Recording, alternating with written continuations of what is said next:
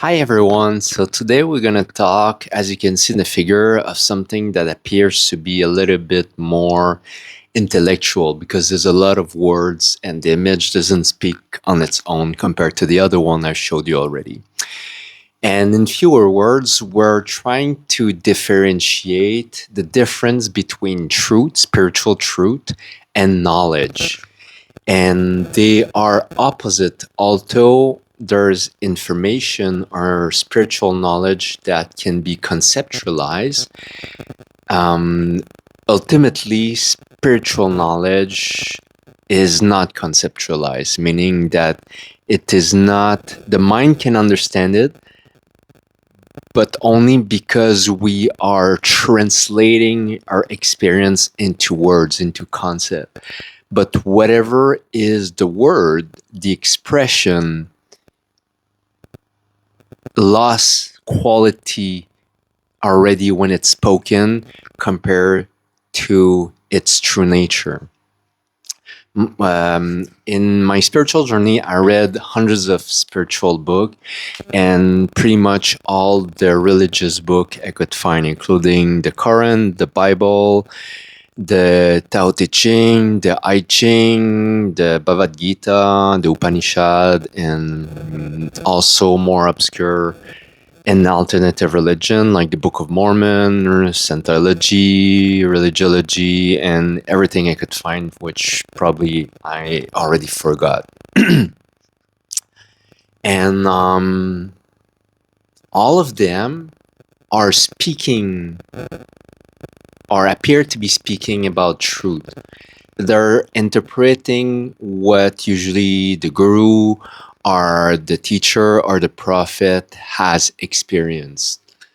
And the reason why I say that even with the best intention, spiritual truth cannot be conceptualized, it's because when we are speaking words, like now I'm using English, we are using English so me, the person who's speaking, can transmit a message and communicate to you, the viewer.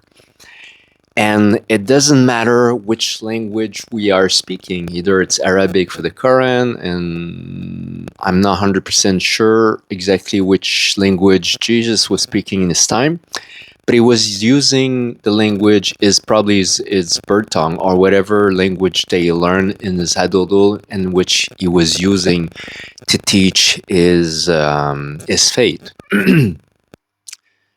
But the communication system we are using through words and through languages is from a lower dimension of consciousness than the spiritual experience that we are experiencing or channeling. And thus, even with the best intention, even if we're the best teacher, it's technically impossible to transmit the quality of the wisdom to the one who are ignorant.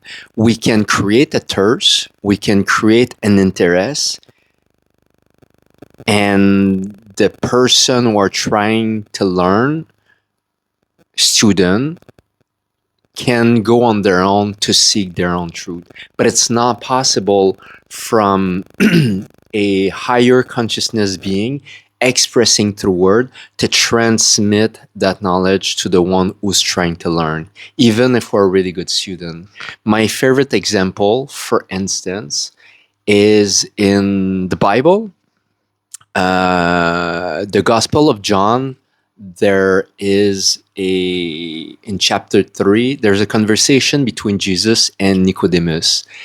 And for the one who doesn't know, Nicodemus is not just a random guy. He's actually a priest of a rabbi, which is the priest of the Jews, which is a preacher of the original Bible, the Old Testament. So he's highly educated, knowledgeable into the wisdom of the first Bible. And the conversation goes as follows. So Jesus started by saying, "Truly, truly, I say to you, unless one has reborn, one cannot know the kingdom of God."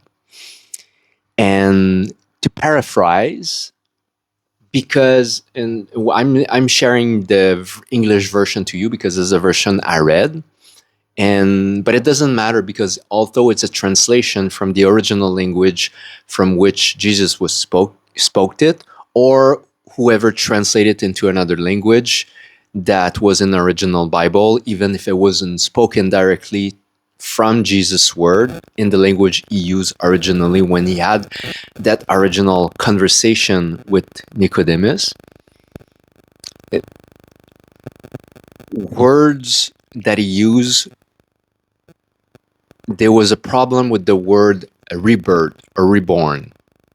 And so Nicodemus, in his understanding, what he answered back to Jesus was that he thought that rebirth was a deviation coming from birth, and therefore birth was a mother giving birth to a baby. In the head of Nicodemus is a grown-up adult. He's a priest. He's a wise man. He thought that he had to go back to the womb of a woman so she can push him back. So he's thinking, I'm a grown-up man, and Jesus is telling me I have to find a woman that has a vagina big enough for me to go back in, and as she pushed me back out, I will be reborn. And obviously, Jesus, hearing this, say, no, you don't get it. And he answer back, what is of the flesh is flesh, and what is of the spirit, spirit. Meaning that the body can be born from the body, but what he spoke is from a higher dimension for which Nicodemus couldn't grasp and didn't grasp. And that's why I'm saying even the highest teacher cannot transmit the knowledge of truth even to the highest student. And I tried my best to express this into a visual diagram with example to kind of give a glimpse to what I'm trying to share with this. And it goes as follows. I think when we have a lot of conditioning, all our knowledge is puzzled together to make us understand reality. So, but everything is coming from conditioning, meaning from outside of us. Either we learn it from the media, from our friends, from our teachers, from our family. It's coming from outside of us, or conditioning.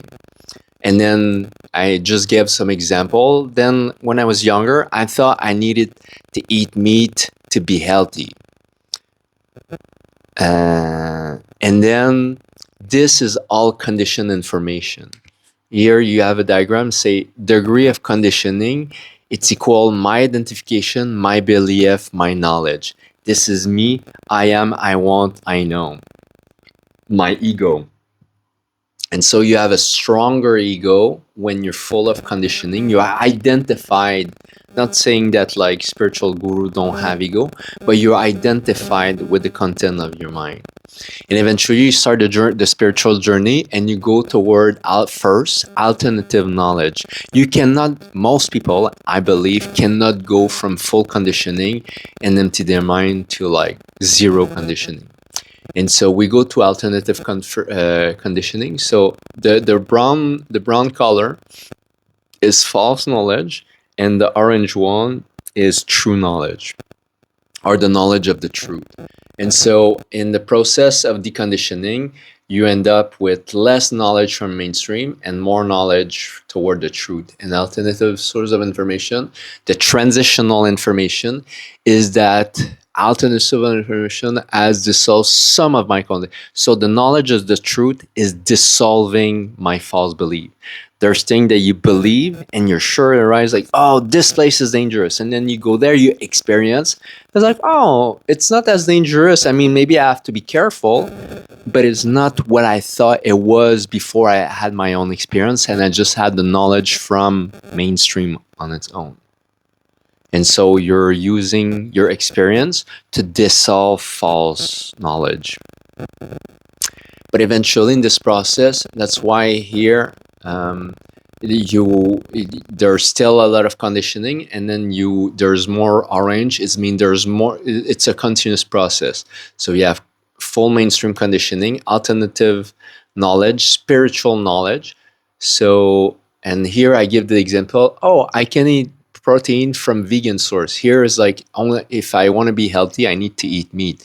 And as an Asian, that was my belief for a long time, and it's still the same for most Asian people. Is like veganism if it became fashionable, but there's many culture who still believe that only eating vegetable it's for poor people or you cannot afford it. Therefore, you need meat to be strong and healthy. So eventually by the way, I'm not vegan. I was vegan during my spiritual journey, but I haven't been vegan for the last at least 5 years. So I'm not preaching for anything. It's just an example. And so in the process, we also when we dissolve everything we think we used to believe, we also dissolve our identity. We're more open, flexible. And then we understand that our knowledge and our identity recycle itself, meaning that like what I used to believe was so strong into my identity that people would attack it and I would defend it. And then as you grow into consciousness and dissolving this, maybe you gain new knowledge, but I feel we're not so much attached because we understand the process, meaning that maybe for 9 years I was eating vegan food and I didn't identify myself as a vegan. I was just having a diet that was vegan for many years, but I didn't thought I had to brag about it. Not maybe veganism is for some people an alternative source, and a lot of people are identified with this knowledge. But in the process of erasing or letting go of our conditioning, I feel the sense of identity become more malleable, more flexible in some ways. And then eventually here I give for examples, like it's not about the type of protein you eat. Like here it's like just meat, here it's vegan. It's like, oh, muscle is superficial. I can have them, but I don't need to have them if I feel healthy, if I feel happy, and like I can have them or I cannot have them. My identity is not attached to it. So I don't need, I maybe need protein to be healthy, but I don't need protein to look healthy, to look strong, to look beautiful. We're more inward. And then here, the last example, I say, I am not the body. And this is one of the teaching I received from my last teacher. And I can understand, depending where you are in your journey, that this cannot mean nothing. I am not the body. What does it mean? It's like, for most people, we're just the body, or we're just our mind, we're just our intelligence. And I am not body. The body doesn't mean anything. But as you can see, here, the circle of the size of the circle is the amount of certitude we have. So we have less and less certitude toward our conditioning, but we're closer toward truth. And I don't even know if I'm making sense of what I'm sharing right now, because there's no real words and concept that I can put into what I'm trying to express. But I understand what I'm trying to express. I just don't know if I can make myself intelligible, just like Jesus knew for himself. And although Nicodemus was probably a really wise man, it appears, and he appears in the Gospel of John a few times, and he trusts the teaching of Jesus. I mean, it was even dangerous for him because Nicodemus was a priest of the first Bible, and nobody was allowed to follow the teaching of Jesus, at least not openly. That's why he got persecuted. That's why he got crucified, because he was compromising the established church. And Nicodemus, at the beginning at least, was one of them. But he could feel that Jesus was authentic, that he was teaching something that was truthful, but beyond the capability for Nicodemus to grasp what he was trying to share. It's like, I can feel you're right, but I just don't understand. That's why he was asking questions. That's why he became, although he was a priest, he became a student, a scholar of Jesus. And just like I'm not a vegan anymore, I've never been either a Catholic, but I've read the Bible 3 times for my own, and it was never about Catholicism. It was really just about absorbing the knowledge of Jesus, because I could feel, mostly back in the day where I was a spiritual seeker, that there was a lot of truth to pull from the words of Jesus. But at the same time, I read the whole Bible, and there's a lot of story which are interpretation, but narrated through the author from the 4 Gospel. And there are stories. There are good stories, or stories about morals, but they're stories. They're not. If they were not the word of Jesus, I'd just give it a second thought. And the truth that Jesus was sharing was something really similar to I am not the body. For him, it was my Father and I are one. It was about non-duality. It's like the body is like this. Jesus' body you see is not it. It's like I am the divine. And of course, there's many interpretation based on people's conditioning. But on Jesus' term, it was not God, a man, white, all-powerful creator, as man we think you're creator, not as a man, not like a Jesus. God is punishing because you didn't do this, or is rewarding because you do that. It was really as if the awakening is that if there's eradication or dissolution of the content of our mind, then realization is we are divine, we are God, we are one. And then all our belief dissolve, because truth is light and knowledge is darkness, at least in a spiritual sense. In the sense that knowledge is filter. We see as a baby, like in the previous figure, we see as a baby is innocent, has no information in his head, and everything is God. Everything, there's no differentiation between me and reality. You touch, like, oh, you're tasting, you're seeing, you're smelling for the first time, everything is new, but there's no conceptualization of reality. And it's only as we grow into adulthood that a knowledge becomes a layer, a filter that distort our perception.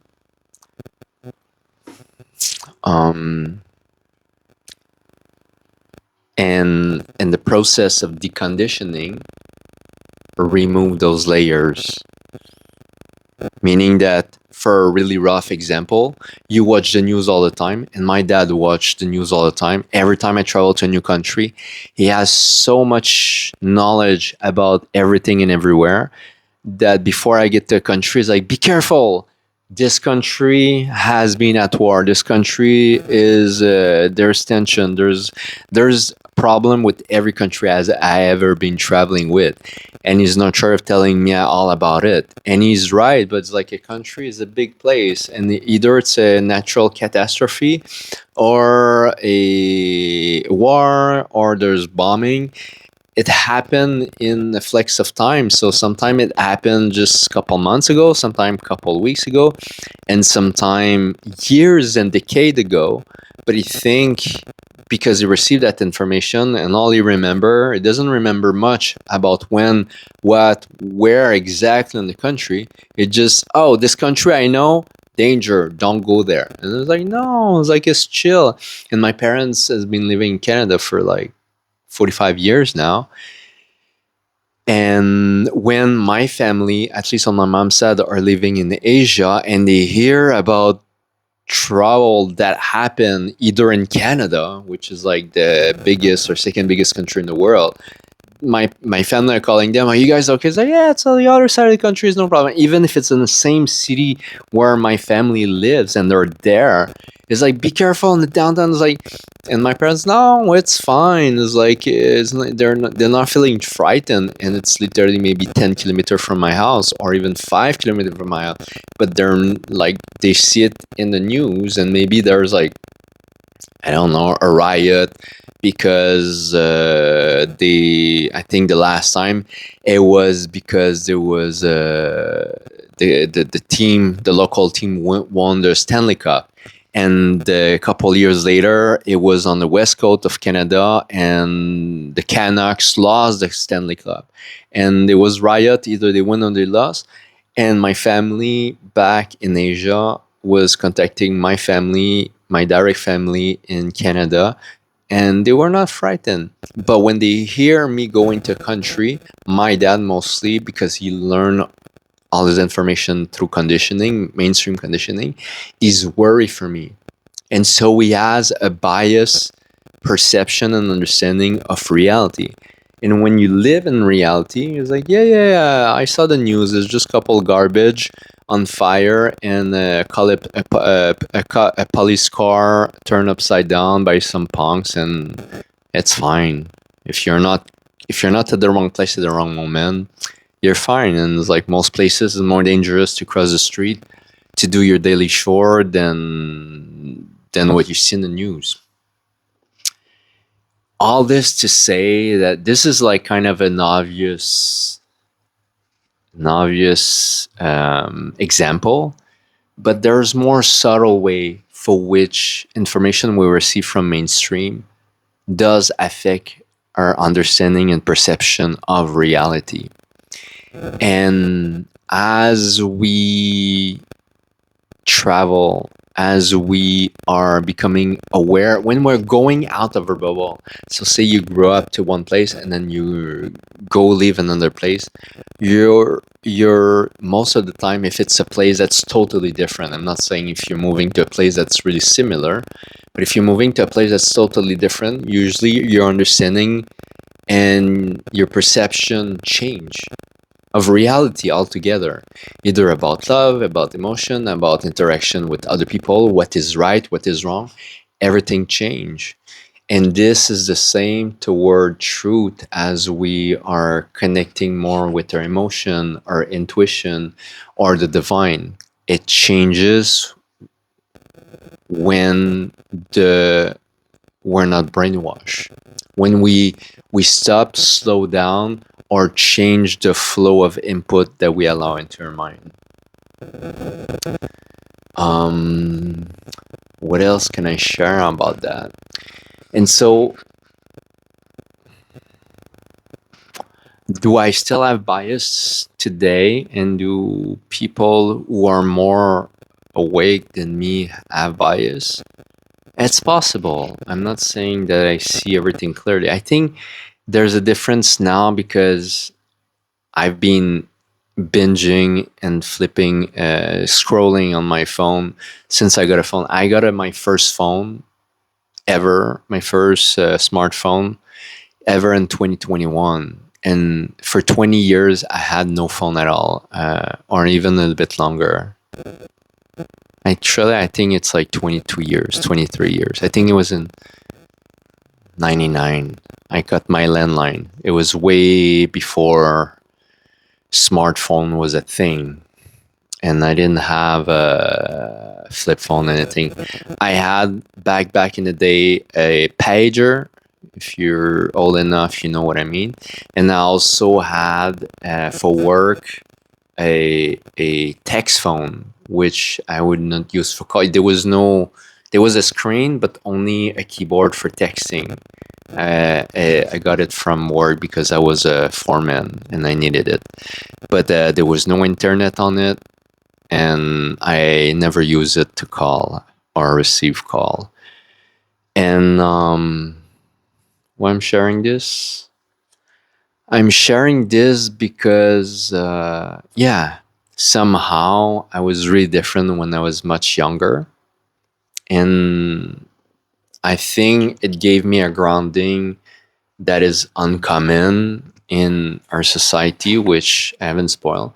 But because life became exponentially more difficult for me to exist in society, meaning I couldn't buy a flight ticket, I couldn't have access to my bank account without a phone, then I had to comply. I lived in India for many years, and there's no one I've had met that had no phone.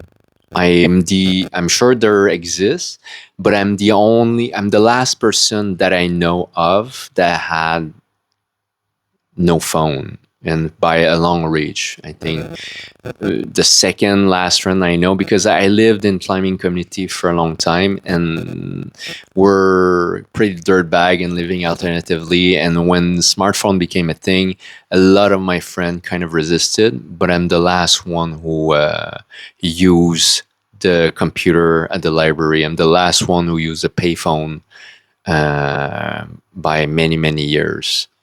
I just never liked it. And for 2 years, when I had my first smartphone, I would just use it really seldomly.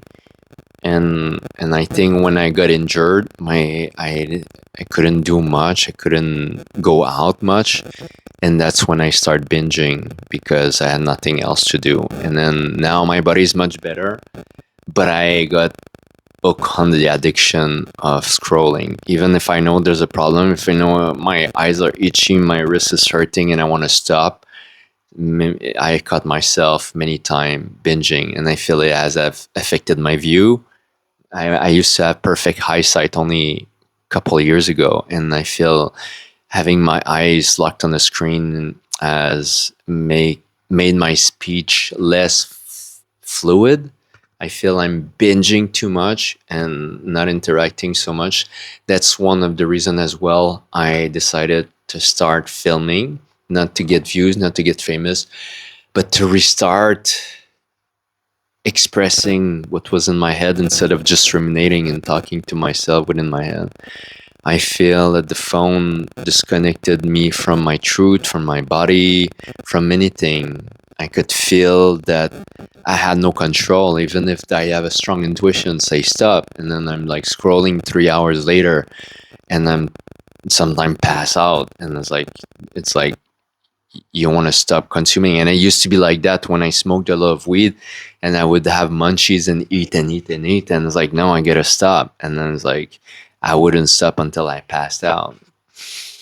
And so I'm not superhuman. There's definitely, I feel different than most people, obviously, but I still have some weaknesses. And when I do feel stronger, I'm still vulnerable for relapse. I feel it's like constant effort. It's like some people are just top shape naturally and they just have to do 20 push-up a day. But I feel like I'm in shape because I have to motivate myself to go to the gym or to train every day seriously. I feel that I don't like myself when I'm not balanced, in control, and centered. And but at the same time, when life make it so I'm not centered, either, I don't know, I'm heartbroken, I have to work hard, and then it's easier for me to relapse and I eat chips. And then, but it's really, I know that I'm not well aligned, and I know there's an end to it. So I've never relapsed to a point where except scrolling, I don't have addiction anymore. So sometimes I consume things that I don't consume, but it's like I might consume, I don't know, 5 or 10 grams of sugar a year, and I might consume cake or ice cream 5 or 10 times a year, and then stuff like that. And then so there's vices, and I call them vices, and most people would call them normal. But for me, for a long time, I didn't consume, like for 8, 9, 10 years, I didn't consume closer to 0 than 1 gram to all of this.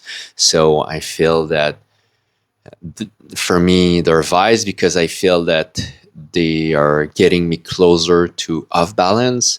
When you've been so clean, you know the difference between feeling superhuman and feeling human. And I think I don't feel as superhuman as I used to feel at my peak, but at the same time, it's a compromise. I feel at the same time that I couldn't relate to other people. I couldn't feel emotionally connected to other people. I feel superhuman, godlike, in a way that I didn't need food. For almost a year, I ate for 3 to 4, 500 calories a day, and I was obviously thinner than I am now. But I never felt I was having an eating disorder. I just felt light, amazing, strong, powerful. I was training every day. I had a routine of minimum 8 hours every day. I was driving from Canada to South Argentina for 2 years, and my dream was to climb the biggest mountain in America, which is in Patagonia. And I ended up doing it. And I did all this trip for almost 2 years. I was in not 100%, but at least 97% on a fruit diet. And I was also eating nuts and seed at the beginning because I had more money, but eventually I had less and less money, so I stopped consuming nuts, and I was buying seeds sometime when I could find them. But I would eating the pills of all the fruit. I was eating the seeds of all the fruit, and like you can read in the literature, and there's a lot of the micronutrient in the seed and the peel. And I was doing amazing. I was lighter, but I felt unstoppable. And I climbed the hardest, the strongest. How heavy I was. I was less than, today I'm like around 165, I think, pound. So about 72 kilo, I think. Maybe a bit more sometime. And I think at that time, when I was normal, I was 139. And then when I fasted weeks without food, without water sometime. And I probably went down to like 100, 110. And then after that, you restart drinking, and then you gain back half of your weight within 24 hours. And I felt amazing. My energy was amazing. My strength was amazing. Imagine, I was climbing at a high level for many, many years before, but imagine having the same level of strength with like 20 pounds, 25 pounds less. I felt unstoppable. And I was strong enough the first day after not climbing for like more than a year, maybe a year and a half. So I was not in climbing shape, but I was still doing yoga 3 hours every day. I was still training with some rock and push-ups, so calisthenic. And the first day, because to climb the biggest mountain in South Argentina, I started in North Argentina in I don't know, 4 months before with a climbing partner that I knew from before. And it took me 4 months to be ready to climb Fitzroy in Patagonia. And I didn't climb the easiest route. I climbed a solid intermediate route. And the first day back to climbing after over a year, maybe a year and a half, no climbing, my backpack for the first base camp was 47 kg. I had the weight, I had a scale in my van. I drove with a van, and I had a scale, and I was probably like, my backpack was probably 80% of my body weight, and I had to carry that up the mountain to base camp of my boot camp, and 47 kg because I had all my winter clothes, camping gear. I was staying up there for 10 days the first time. I had all my climbing gear, and I had 17 kg of fruit. And I also made some cookie and some dehydrated fruit throughout my trip in the south. So I had some of those, but I had like a lot of fresh food. There was probably 50 people up the camp up there when I arrived. And I'm pretty sure I had more fresh stuff, food and vegetable included, but for me it was just fruit, than everybody combined, because everybody who's doing big mountain like that, everybody's just bringing dehydrated food because it's so heavy. And I didn't know I carry in one shot 47 kg up the mountain. I think it was like 10 kilometer and more than 1,000-meter elevation for reaching base camp, and everybody was so impressed because I was so skinny. And it's like, how did you do it? And it's like, okay, maybe I carry 47 kg, but everybody had to carry at least 30 or 35 kg. And apparently everybody did it in 2 trips. I didn't know it was even possible. Not that it was not possible, but I didn't even give it a thought to do the trip, go and back and forward twice. I just took my time to go one shot, but everybody told me it was too heavy, couldn't do it. And and I was on flip-flop in the last couple 100-meter one snow. I almost fell. I almost really hurt myself. But that was me back in the day when I was indestructible, but it's not the case anymore.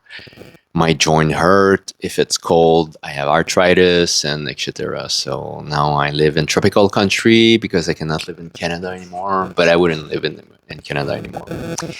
Anyway, I don't know why I deviated to that. I think it was because I remember I talked about my dad traveling. Where I'm going, sorry, it's one of my weakness. I started with amazing stories. I'm going somewhere with it, and along the way, when I forgot what I wanted to share. Give me a second. I don't want to make you wait. I'll see. Just in case I don't remember, I'm going to say like, comment, and subscribe. If I do find it, I'll get back and stitch the video together. Okay, I'm not 100% sure that was the reason why I started sharing about this story, but there's something that comes out when I share the story right now. And if it would be me before this trip, I had many preconceived idea that I needed, like, say, meat, and there's many idea for which there are belief and knowledge from mainstream are limiting belief, meaning that with this knowledge, you think what is possible is this. And then it's not more knowledge that allow you to do more. I really feel that it's less knowledge or the dissolution and destruction that some of those limiting belief that allow you to push the limitation of the impossible. And I feel that it doesn't mean that everything is accessible to everyone, but I think everyone that's on the path and allow themselves to be open and courageous enough to walk into the unknown, pave their own path toward their own self-realization. And of course, my path is not the same as Jesus, and yours is not the same as mine, or etc. But I really feel that whatever garbage we have accumulated from our youth, and even from adulthood, from mainstream, or even alternative social knowledge, as you are feeding yourself from this knowledge, and it stops your growth, then you're dissolving it or letting it go, and growth happen as an outcome not of learning but of letting go. But we do need, in some level, the absorption or to receive that information. I feel if not, we just remain a virgin baby and there's no spiritual growth. Even if a baby is pure, a baby remains a baby, unconscious of his own freedom. And not knowing your freedom, it is not freedom. So I really feel that that was one of my realization. It's like I asked my teacher actually, he's like, so is it bad, say you're a conscious parent and you decide that you want or you end up having children, should I not teach anything to my child? It's like, no, they do need education first to connect with you intellectually, but also for their own growth. And so the process of evolving spiritually is a process of somehow polluting or getting lost and finding yourself, and getting lost and finding yourself. And there's no bypass from being a baby to being liberated without passing from being blind. It's part of the journey. There's no bypass of that. All right. Again, I don't know where I'm going with all this, but the video has been long enough, and I'm sure I'm gonna figure it out in the next video or somewhere, and I'll share more. So I'm gonna stop for today, and hope you enjoy, hope you understood something. I have no idea if it made sense. I feel today I filmed late because I had a lot to do, a lot of people to visit. I'm moving location soon, so it's probably 11 p.m., but I wanted to make sure I hold my promise of filming at least once a day. So that's why. So maybe I'm a bit tired. Maybe I'm less cohesive in my story sharing, but I hope you enjoy. And if you did, like, subscribe, comment, and see you in the next video. Ciao.